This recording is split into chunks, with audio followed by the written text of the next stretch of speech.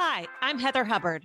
I went from being a lawyer and partner at one of the largest firms in America to becoming an online personality and successful entrepreneur. I know what it takes to rise to the top. I also know all too well the toll it can take on your health and personal life. So how do you shine bright without burning out? How do you chase joy while achieving success? You're listening to the Hustle and Flow podcast. Welcome back to Hustle and Flow. I am your host, Heather Hubbard, and we are on episode 203 with Full Swing Public Relations, specifically featuring the co-founders, Caitlin Copple and Holly Conti. So Full Swing PR, they help under-recognized leaders be seen and sought after so they can reclaim their power and rewrite the human story. Caitlin, Holly, welcome to Hustle and Flow. What's up? Hi, So good to see you. Thanks for having us. So I was just sharing that this is only the second threesome that I have had on Hustle and Flow. Thanks for qualifying that.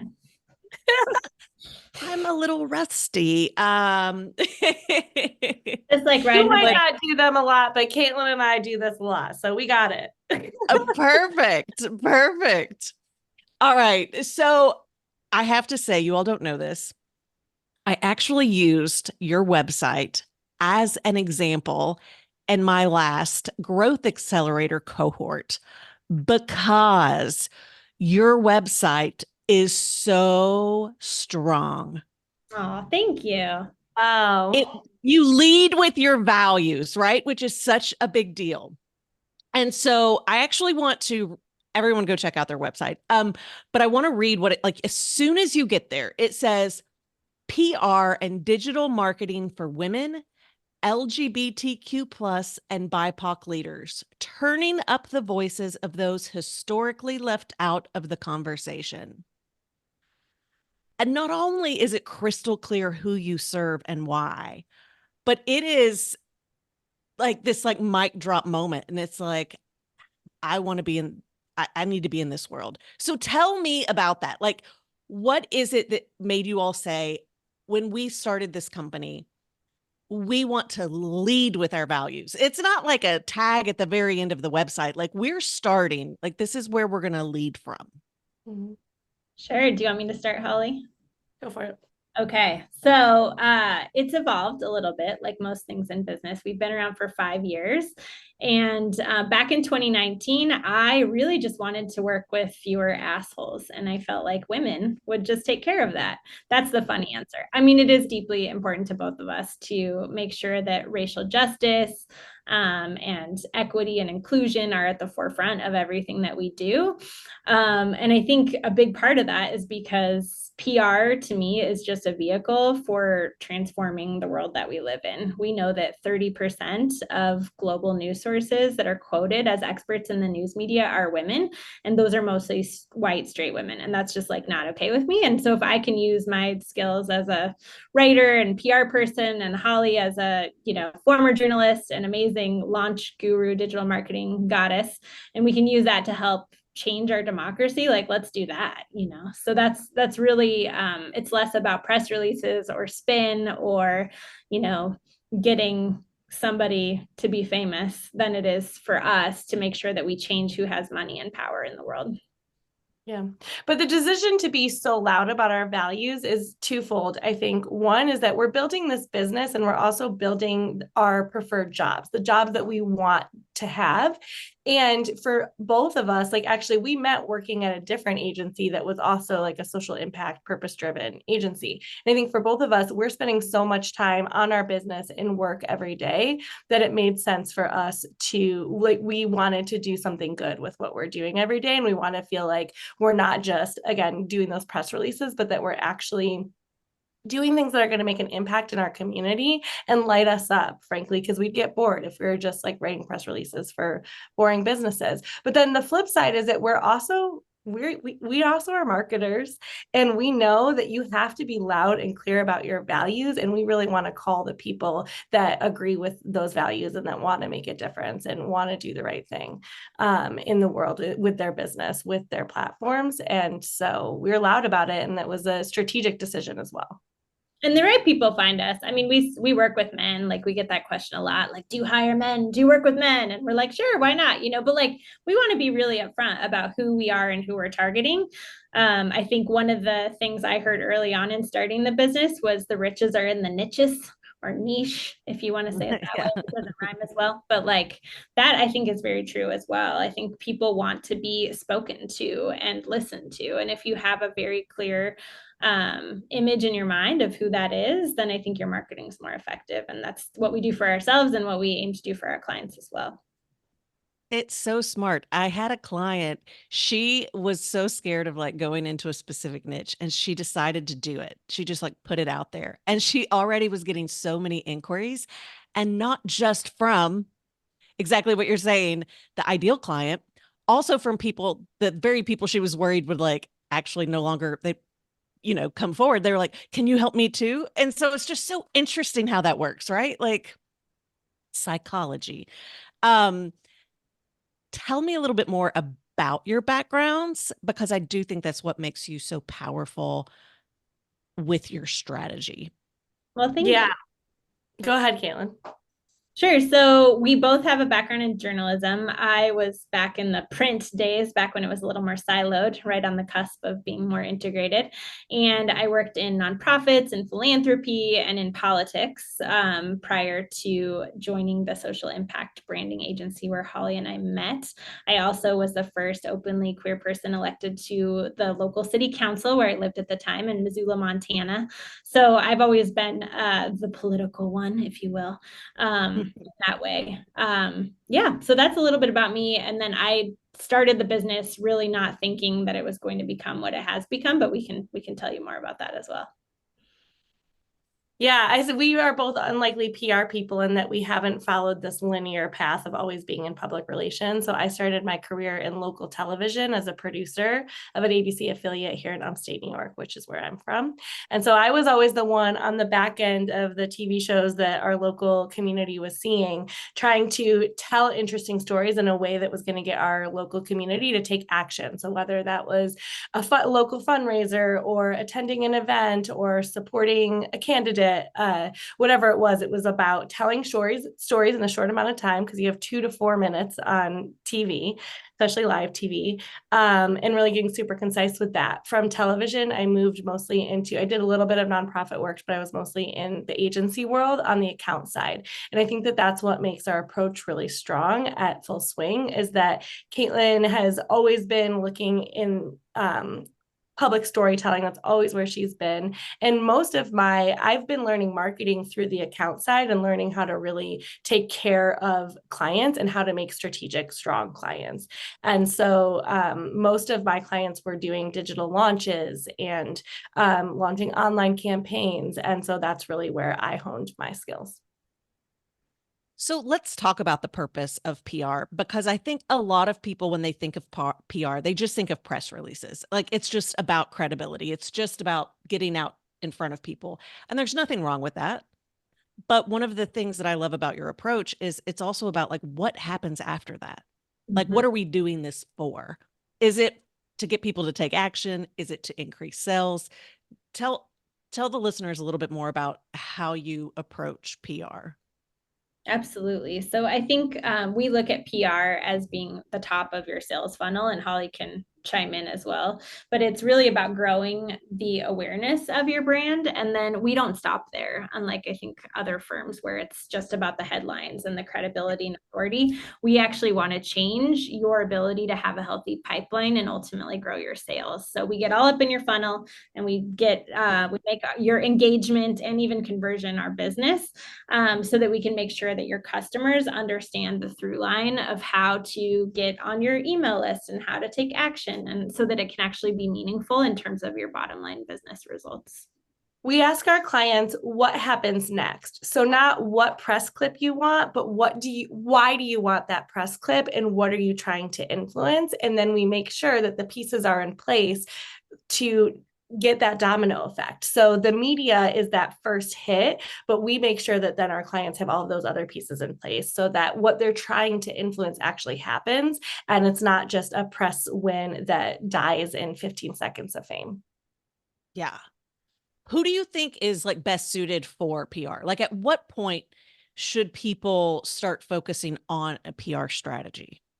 The $1,000,000 question, because I think that people come to PR at really wrong times often. So you have to have a product that has been proven to sell. So a lot of people will come to us because they're just starting and they want to know, like, I think I need media. And it's like, well, have you proven your product first? And do you know how to sell it? If you've sold your product a few times, or at least have been in business for some time where you know how to sell your product and how to deliver it, then you bring in media. You don't want to bring us in too early because PR influences sales, but it's not sales. And oftentimes people will come to us because they're really afraid they need business and like things aren't working. And they think that we always say PR is like pouring gasoline on a fire, right? So you can't pour it on rocks. You need to have something smoldering. But oftentimes people want to pour it on rocks because they think that that's what's going to get things going. Well, I need sales. I need it now. The clients that are desperate to make sales are not the right clients. You need to have a steady, stable business that is bringing in sales, and then you're ready to blow it up. And you need to be ready to invest in it because PR is a long game. You're not going to get a couple wins and your business is going to blow up. You need to have consistent, strong media presence for a long time. And that's also why, though, we put in the digital pieces, because that's so crucial in linking the PR to the sales. I would say I agree with everything Holly said, but the one caveat might be if you are launching a new brand and you really want to be clear on your positioning to enter the market and you want to have a really clear brand story, that's great. And we have helped folks with that. I would say that's very much a small piece of what we do. And there are other firms out there that's really where they focus, because positioning is really important. But I think most people think they want PR because they have an audience problem. And they think if they can just get this thing in front of more people, a product or service, that will solve their sales problem. And it's not always that simple. Yeah. The other good candidate for PR is someone who wants to launch a book, but they're launching a book like 6, 12 or more months down the road, so that we really are building their audience so that they are seen as someone who like publishers want to back, right? Because they have press clips already, they're growing their audience, and you need to be doing that a long time in advance. Can't start PR for a book if you're an author a couple weeks before your book goes live. It's not going to do much. I actually remember someone telling me, so she was a multiple New York Times bestseller and is on like Good Morning America and that kind of stuff all the time. And she said that being on Good Morning America has never grown her email list and has never sold books. But it's what she has done with those appearances with her own audience and other things that allowed her to, but that people want to see that. And I found that so interesting because I do think that there is a misconception. I mean, I had the misconception that like, if you made it on Good Morning America, like suddenly you're going to get a huge influx of followers and email subscribers and sales. Yeah. What Good Morning America or insert other top tier publication does is give you credibility so that when your audience does find you, they see, oh, you're trusted by these brands that are really well known, right? Mm-hmm. So it's less about utilizing Good Morning America's audience to grow your influence. It's more about utilizing their credibility and tying yourself up with their credibility to then go out and find your audience. And then when your audience finds you, they're like, oh, great. Like, yeah, they're trusted by these people. They must be big. But it's not going to be one-to-one. I saw you on Good Morning America. Now I'm going to hire you. I mean, sometimes, but less likely. Well, and I feel like I've heard you say before, by the way, so anytime someone's coming on the podcast or whatever else, I start following their stuff and downloading it because I want to see, right, how they work in action. So you all have sent at some point a fabulous email that I read that said, you shouldn't focus on necessarily the big vanity metrics. What you need to find, it might be a much smaller podcast or blog or news source that's your people. It's your people. It's your ideal people. So I'd love for you to share a little bit more about that. Yeah, I think knowing who you want to talk to because you know who is buying from you is really key. Because sometimes, like I think about the law firms that we work with or the learning and development consultancy that we help connect with their clients in the construction industry. I mean, that is very niche. Talk about niche, right? And so it's really important that we all understand like who is it that you need to get in front of to expand your reach among people that might actually hire you. And then what are we doing to engage and help you be set up for a successful conversion with those folks. And I think the metrics that we're most excited about with our clients are 187% revenue growth in 6 months. I mean, that's huge. Like talk about justifying the price tag because like we're on Good Morning America, like right. awesome. And they didn't want to be because they understood that that was not, not important to them. So secret sauce. A lot of our clients, because they're B2B and they're professional services, most of their business comes from one-to-one relationships. And so oftentimes the owner is coming to us and saying like, my business comes from me. Like, how do I scale that? I have a family at home. I have other things to do. I have to grow my business. I can't be out there building one-to-one relationships all the time. And Heather, podcasts like yours are how we scale those one-to-one relationships for our clients, because podcasts are a great way to intimately get to know someone, a business owner or an expert in their field. It's a great way to intimately get to know them, spend 30 minutes or an hour learning from them. We had that learning and development client that Caitlin shared. They walked into a new business meeting the other day and they thought it was going to be like a big pitch, and they had never met the people before. And the people came in and they're like, so we heard you on a podcast and we want to hire you. We just want to make sure that you were like alive and well, but we heard your whole pitch on the podcast and we're ready to hire you. And that was a big contract for them, a 6-figure contract for them from a podcast that we got them on with, I think 10,000 or something listeners a month, which is great, but it's not millions, but it worked. Being so strategic with who you get in front of is so important. And having worked with publicists before, PR companies before, not everyone has that approach. They're just looking for a placement. And, that's, you get a placement, but and there's not a lot of ROI with a placement that's not yeah. strategic. Yeah, I think that like in our space, there's a lot of need for education in terms of people who are looking to go out and hire PR. I think there are some businesses that do benefit from just having a couple key placements and that's all they need. And they've checked that box for a while until the next thing happens. But by and large, the small businesses that we work with who are in that like low 7-figure level, trying to get to 10 million, don't really care about marketing, don't really get it. They're really good at being attorneys or physicians or consultants of some sort. And they want to have a trusted thought partner that is going to use PR to grow their business. And that's where I think we're most happy and where our clients, find a good fit with us. So we do have a lot of lawyers who listen because that's my background. So I would love for you to share, because you've got, I think is it right that one of your early clients was an attorney? Yeah. I would love for you to share a little bit more about what that has looked like.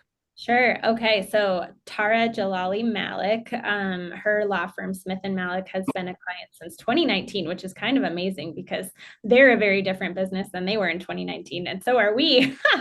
But we've kind of had this amazing experience of growing together. They now have offices in, 4 states and can practice law in more than 4 states now. And the 3 partners in the firm, the 3 co-owners, are really invested in growing their personal brands.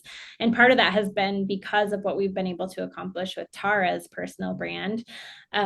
She's a first-generation American. She is a former federal prosecutor. She's run for office.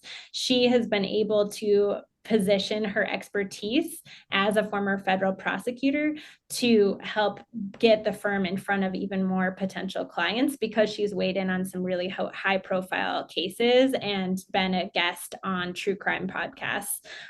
Probably a lot of your listeners, especially if they're attorneys, have heard about the Koberger case, where the four individuals, students at University of Idaho, were murdered, sadly. She's been able to weigh in on some of the ins and outs of that case, as well as the Lori Daybell case. So not the most bright of topics, but I think really important ones, especially as folks try to understand what does our Constitution actually say about defendants and their rights and the process that everyone needs to go through. So Tara is an incredible litigator, and I am really proud of what we've been able to do in terms of helping her grow her personal brand and positioning the firm to grow into other states. Now we have 2 law firms currently under our belt, and it's a fun niche for us because lawyers are good at lawyering and hate marketing. And so we've been able to help set their firms up, set up the marketing foundations that their firms need to really grow, because they're doing well without even doing marketing. So then when we come in and we're able to completely blow that up, like both firms that we've worked with now, both for multiple years, continue to grow, and they always contribute the investment and marketing with us for that. I think it's fun when we can help folks who are skeptical of marketing, because it's not like they just hate it. They also don't think it's necessarily going to work for them, right? The kind of doctor, lawyer, engineer personality type is not necessarily the same as a marketing personality type. And I think we are critical thinkers ourselves and really pride ourselves on being able to connect and explain what our process is and why, and then have the metrics to back it up with our clients. So that's always a fun challenge. So I work with a lot of exactly what you're talking about, right? Doctors, lawyers, engineers, these critical people who were in service firms that either they're still in the service firm or they decide they want to go out and be an entrepreneur, still providing the same services or doing something different. And one of the things that I see for both, because I think there's such, when you have a profession like that, you just get so wrapped up in that identity. And so I'm curious what your thought is on when you're really creating that personal brand for people who are wanting to kind of step out from that very, straight and narrow identity. I don't know. I'm like, what is the question I'm asking? It's really like, what's the best way to go about that? Because I just know that some of them always get so concerned with like, this is my identity and I want to do this, but I don't even know how to really do the personal piece. Yeah, I think back to a couple of our clients. One of the partners in a Seattle law firm that's a multi-year client actually told us fairly recently, I think in the past 6 months, that the way that we do PR really makes her feel safe.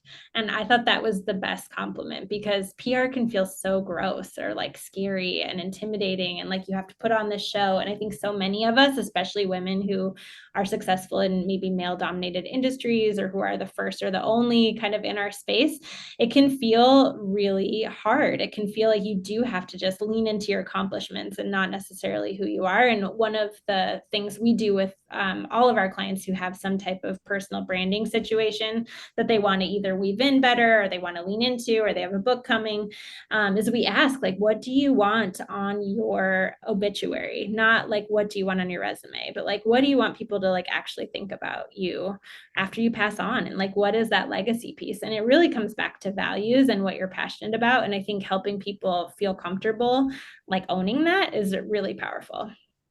Yeah, we always ask our clients, what do they love talking about? And it's okay if it's not specific to their industry, because especially in service-based industries, I think we want to hire a service provider who we can connect with. And there are other, for example, one of the law firms, one of the partners at the law firm in Seattle, she's also a crime novelist. And we also support her, like totally separate of her family law practice. She's a crime novelist over here on the side, and we help her build that too.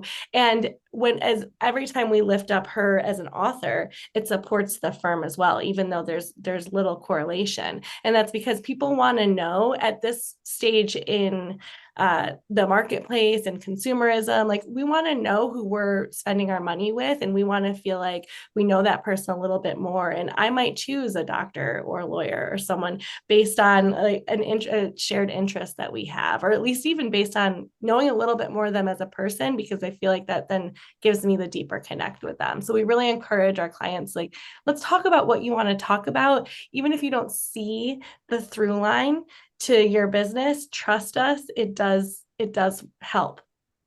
I mean, it just makes you more human. I think all of these schools, having gone through it, they teach us to shed our personal identity and just take on the role of like counselor, like as in like you have to be so formal in this profession, and you really cannot, you're not supposed to like lead with your values. You're just right. Like supposed to be this neutral, whatever. And it's like, that's not human. That's a robot.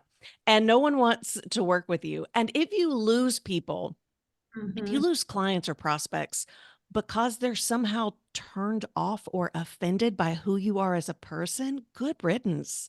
You did not need that in your life anyway. And you're going to attract more people in who are like, that's awesome. You're actually my kind of person. I didn't realize that there were there were doctors and lawyers and engineers out there who weren't so uptight and rigid and actually had a personality. Yes, absolutely. Let's talk about your business, because you're service providers. And I feel like your business has really grown fast. Tell us a little bit about like how it started and where it is now, just so everyone kind of has an idea as to how I feel like you've scaled pretty fast. Yes, we had a lot of help. I think we invested in coaching from the very beginning. And even with that, I think there's just a lot more iteration, especially around who you're going to target and how you're going to sell to them, and making sure that there is an audience and offer match. We spent a lot of time in 2019, 2020, and even 2021 kind of reinventing the wheel for every client and really feeling this pressure to customize everything that we were doing. And I think that can sometimes come from like a proving energy. And once we had, and maybe a lot of folks can relate to that, but I think as women, we're always trying to prove that we're good and we know what we're talking about. And it doesn't matter how many degrees we have or how much success we've had at other jobs. And I think as we got some amazing results and we were able to move out of that space and just be like, what do we want to do? Like, where are we seeing the best results for our clients? We were able to come up with 2 ways, very clean and specific, of how we work with clients, and 2 price points. So it's either $5,000 a month for 6 months, or it's $10,000 a month for 12 months. The folks that go all in with $10,000 a month get email marketing and social support and a lot more hands-on action in their sales funnel. So they see those revenue results quicker than the other folks. The folks at the $5,000 level do see a lot in terms of placements, consistent placements over time, and they get access to Holly and me and other members of our senior team to help chart the strategy. So they may have to implement, the email marketing or the launch strategy themselves, but they are getting the secret sauce, if you will, just not the done for you support that the rocket ship retainer clients get. So that's kind of where we've landed. And I think I can't say enough good things about coaching. I think there's so many great coaches out there. There are some that are probably snake oil saleswomen or men. But when you get a good coach, and there are a ton, I think having that clarity and that confidence, because so much of what we're trying to do hasn't really been done in this way. And it's really helpful to have that support and have someone believe in you that you actually can do business differently. So how has moving to 2 offers versus customizing everything, how has that impacted profits, sales, retaining, growing the team, all of that? So we started in 2019. It was just Caitlin, with me kind of helping her literally at midnight while nursing my baby, working my full-time job, helping her on the side. And then I started with her in 2020. We now co-own the company together, and we've grown the company from just the 2 of us to a team of 10. We're all across the country. And yeah, we scaled to $1 million in 3 years. And now we've sustained that. This will be our 3rd year as $1 million business, which is something only 2% of women-owned businesses do. So honing in on those 2 offers is crucial in several things. One is having systems and processes in place, not only to deliver client results, which is huge, but also to train our team, onboard our team, help all of our team work in tandem together. And then additionally, when we have those systems and processes in place, we can really rely on our team to deliver them all in the same way that Caitlin or I would. And they don't actually rely on us. Now, we're still in and out of our client work all of the time. Our clients are really important to us, and we spend the time that we need to on them. But our clients no longer rely on us or need us on every single call, because our team now is following the process that Caitlin and I have baked to get those results and to deliver success on the level that we would if we were in there every day. And that allows us now to keep growing our business, or to go spend time with our families, or to take time off. And without those two streamlined offers, we wouldn't be able to have the systems and processes in place. So yeah, it grows our profit. It speeds up our training and hiring, and it makes everything seamless. So we're not relying on one person. We're just relying on the systems. What's next for Full Swing PR? Caitlin, I know you've got something. Well, I think like after growing, 193% growth in 2 years is like, whew. I think I got a few more gray hairs up in here, and Paula probably does too, although she's much younger than me. Couple years. I think like it's been really nice to have, like, we still got problems. Every business has problems if you're leaning in and trying to scale, and not taking anything for granted. But I think I like our problems so much more now than the problems that we used to have. Like, we have been $1 million agency now this is like our 3rd year. And so we kind of know what's up, and we have this really stable base, and we can perfect the processes and systems that are needed to ensure that clients are getting excellent results every time, and that we have this foundation from which to scale and grow. Ultimately, we do want to become a $5, if not $10 million business, $5 million for sure. So that's the next thing. And I think partly why, again, that coaching and that peer support is so important is like, we don't know how to build a $5 million business, but we also didn't know how to build a $1 million business. And we did that. So like, I'm confident that we can do the next thing. But I also know that like the skills that got us here will not be the skills that get us to 5 million. Yeah. But for your entrepreneurs who are listening, I want to hone in on, yes, we had 193% growth in 2 years. We were recognized by Inc. Magazine Regionals for that. This year was a sustaining year. So this is the first year that we didn't actually we knew we were going to hit 1 million. We wanted to do that. And we're very much still working to get clients, but this was not a big scale year. And this was the first year in our 5 years where Caitlin and I weren't like, have to grow on that train. And I think we needed to give ourselves that break of sustaining and actually focusing on profit margin versus gross numbers. Because for many years, we're focused on that gross number. And this year we're like, no, we need that margin. And so this year has been a great year to put life preservers in place around the business so that we can weather storms better, and then be ready to grow. And so I think I just want to encourage the entrepreneurial clients that are listening. It's okay. When you're scaling, there's always going to be time. You need time to, I don't want to say plateau, but you need time to sustain and then scale again. Because if we were just continuing to go for 2 or 3 million this year, I think we would have both been completely burnt. And we wouldn't have been able, again, to put those pieces in place around the business to protect us, because it's entrepreneurship. Things happen, and we want to be ready for that. And also, I think like when you're scaling a professional services company, it's expensive to hire good people. And you can't not hire good people. Like, that's how you're going to grow, right? People are such an important part of the conversation. So it's been nice to just sort of get really stable financially so that we can actually make those investments in senior talent that we've been able to do this year, that I think is the beginning of taking us to the next level, so that Holly and I aren't in everyone's account all of the time. We're still involved, but not at the same way. Yeah. Thank you so much for sharing that, because I feel like as entrepreneurs, or even if you're a professional in a service firm, there can always, we're high achievers. And so there can just be this desire to constantly, you just keep moving and you just keep climbing, because that's what you're supposed to do, without ever saying, maybe we need to pause and integrate and let us fully absorb where we are before we move on to the next thing. So thank you, thank you, thank you for sharing that. And as I'm looking at time, I just want to, I'm like, how has this already gone so fast? This has been such a great conversation. I absolutely love what you are doing. I love what you stand for, who you are helping, how you are elevating stories. And everyone listening, go check out fullswingpr.com. I will put that in the show notes. But Holly, Caitlin, thank you so much for coming on to Hustle and Flow and sharing all of your wisdom with PR as well as your entrepreneurial success. Thank you, Heather. It was so much fun.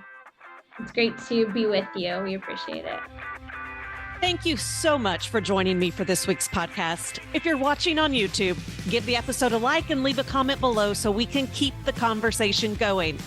Also, be sure to subscribe to the channel so you never miss a future episode or announcement.